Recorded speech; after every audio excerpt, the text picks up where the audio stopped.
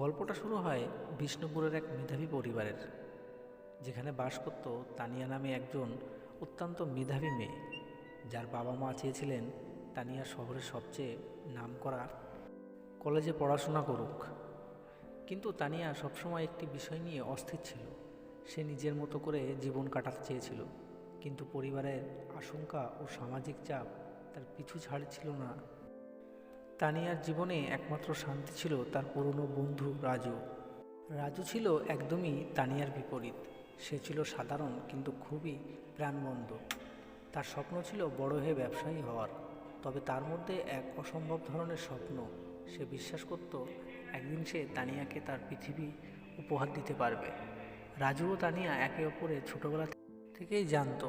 তাদের সম্পর্ক ছিল খুব মিষ্টি, কিন্তু একসময় তানিয়া বুঝতে পারল রাজু শুধুমাত্র বন্ধু নয়, তাকে কোনো একটা অজানা কারণে ভালোবাসে। কিন্তু তানিয়া জানতো না কি করবে। সে তো জানে তাদের দুই পরিবারের মধ্যে অনেক পার্থক্য রয়েছে। রাজুর পরিবার ছিল একেবারে সাধারণ দরিদ্র, আর তানিয়ার পরিবার ছিল উচ্চ মধ্যবিত্ত, যারা সবসময় সামাজিক মর্যাদা ও সমাজকে প্রাধান্য দেয়। একদিন তানিয়া তার মাকে জানায় যে সে রাজুর সাথে সম্পর্ক।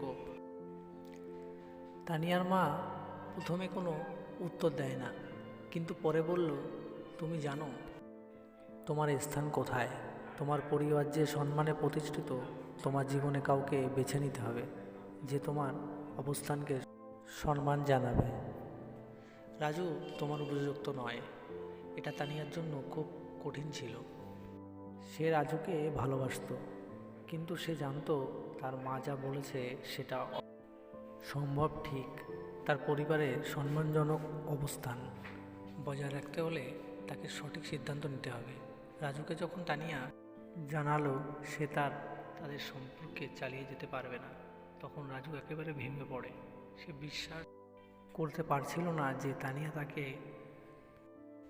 ছেড়ে যাবে। তানিয়া তাকে বলেছিল, তুমি জানো আমি তোমাকে কতটা ভালোবাসি, কিন্তু আমাদের মধ্যে অনেক পার্থক্য আছে। আমি জানি তুমি আমার জন্য কিছু করতে পারবে না, আর আমি তোমার জীবনে কিছু ভালো নিয়ে আসতে পারবো না। রাজু বলেছিল, কিভাবে বললে? তুমি যদি শুধু চেষ্টা না করো তাহলে কিভাবে জানবে?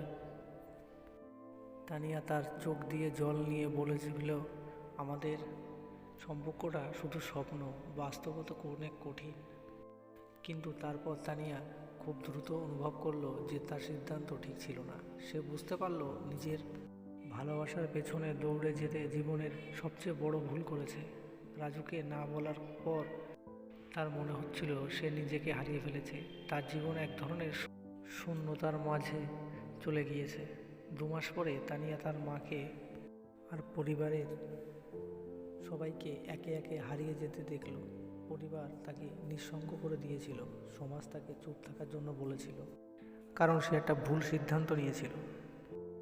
হঠাৎ দেখতে পেল রাজু একজন সফল ব্যবসায়ী, এক বিশাল প্রতিষ্ঠা মালিক। সে তানিয়ার কাছে এসে বলল, তুমি আমাকে ছেড়ে চলে গিয়েছিলে, কিন্তু আমি জানতাম একদিন আমি তোমাকে ফিরে আনব। তুমি এখন বুঝতে পারো ভালোবাসা কোনো অবস্থার উপর নির্ভর করে না।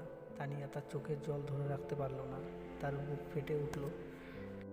তুমি তো প্রমাণ করেছো যে তুমি কত বড়, কিন্তু আমি তখনও হারিয়ে গিয়েছিলাম। রাজু তানিয়ার হাত ধরে বলল, এখনও সময় আছে তানিয়া, তুমি আমাকে বিশ্বাস করো, আমি তোমাকে কখনো ছেড়ে যাব না।